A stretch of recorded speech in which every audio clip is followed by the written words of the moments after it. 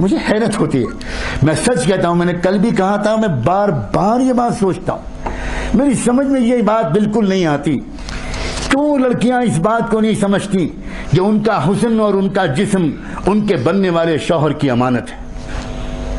وہ ہر ایک کے لیے پبلک پراپرٹی نہیں ہے،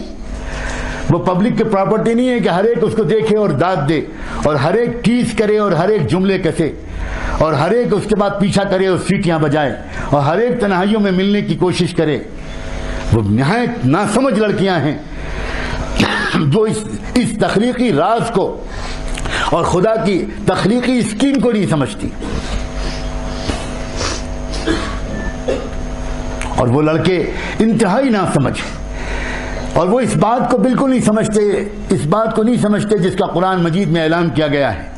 کہ تم اگر ناپاک رہو گے تو تمہاری قسمت میں کبھی پاک دامن لڑکی نہیں لکھی جا سکتی، اور لڑکیوں کی سمجھ میں یہ بات نہیں آتی کہ تم اگر ناپاک بنو گی تو تمہاری قسمت میں کبھی بھی پاک دامن لڑکا نہیں لکھا جا سکتا۔ الطیبات للطیبین والطیبون للطیبات والخبیثات للخبیثین والخبیثون للخبیثات۔ اللہ تعالیٰ نے صاف فرمایا دو قسم کے لڑکے ہیں اور دو قسم کی لڑکیاں ہیں، دو قسم کے مرد ہیں اور دو قسم کی عورتیں ہیں، ایک طیب مرد ہیں، ایک طیبات لڑکیاں اور عورتیں ہیں، جو طیبات ہوں گی ان کو طیبون ملیں گے، جو طیب لڑکے ہوں گے ان کو طیبات ملیں گی، اور جو ناپاک لڑکے ہوں گے ان کو ناپاک لڑکیاں ہی ملیں گی، اور جو ناپاک لڑکیاں ہوں گی ان کو ناپاک لڑکے ہی ملیں گے۔ چنانچہ جتنی لو میرجز ہوتی ہیں اور جتنی پیار محبت کے داستانوں کے بعد جو لوگ شادی کا رشتہ پارٹنر بنانا پسند کرتے ہیں، شاید ان میں سے 80-90% شادیاں ٹوٹ جاتی ہیں،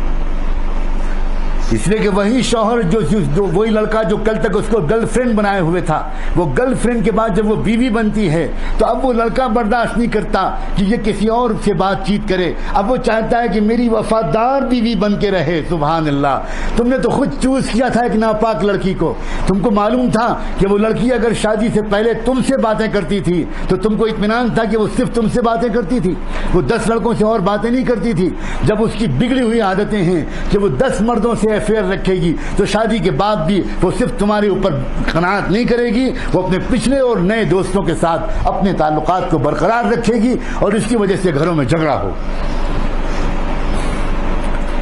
اسلام بڑا دین فطرت ہے، اسلام بڑا خوبصورت ہے، اسلام سائنٹیفک ہے، اسلام نیچرل ہے، اسلام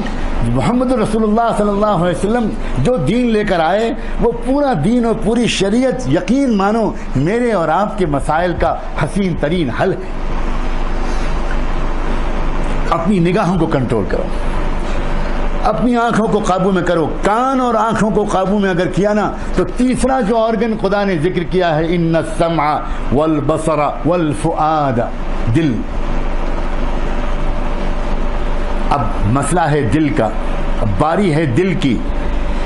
جس کسی نے اپنے کان کو بھی بچا لیا اور اپنی آنکھوں کو بچا لیا، گویا اس نے اپنے دل کو بچا لیا، اور جس نے اپنے دل کو بچا لیا،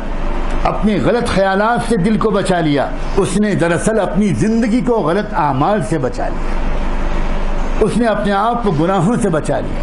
اس نے اپنی زندگی کو برباد ہونے سے بچا لیا، اس نے اپنے سیرت و کردار کو داغدار ہونے سے بچا لیا۔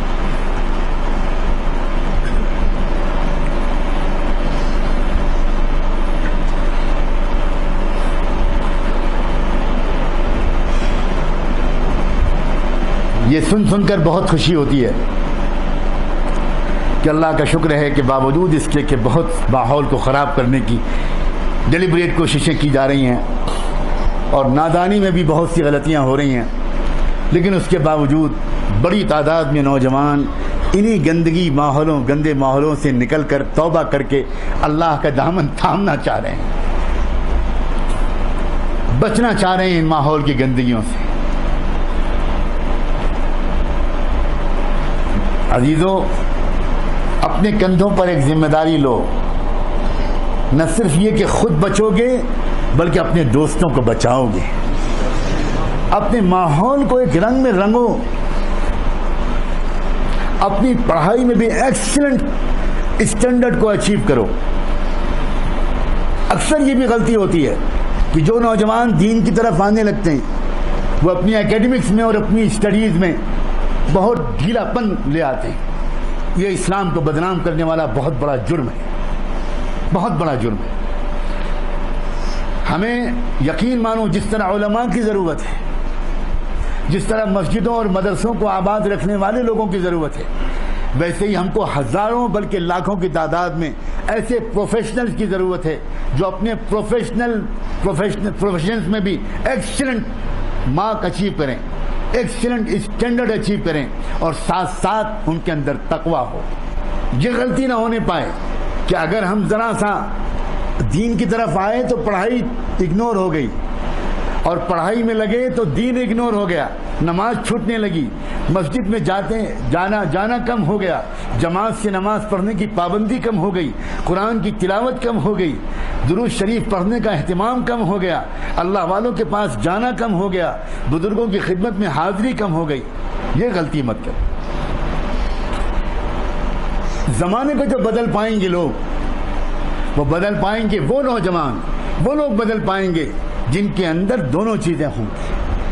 جن کے اندر ویلیوز بھی ہوں گے اور جن کے اندر پروفیشنلزم بھی ہوگا. اپنے اپنے میدان کا جو بھی آپ نے اپنے لیے میدان چنا ہو, اس میدان میں اچھے سے اچھے نمبروں سے پاس ہو, اور صرف پاس مت ہو بلکہ ایک کانفیڈنس ہو تم کو اپنے پروفیشن میں, ایک زبردست اعتماد ہو اپنے جاب میں, اپنے پروفیشن میں, اور اس کے ساتھ ساتھ اللہ کرے اللہ کرے اللہ کرے اپنے کانوں اور اپنے آنکھوں کو, اور پھر ان دونوں کے نتیجے میں اپنے دل کو سماج کی پھیلی ہوئی خرابیوں سے اپنے آپ کو بچائے رکھنے میں کامیاب ہو جاؤ.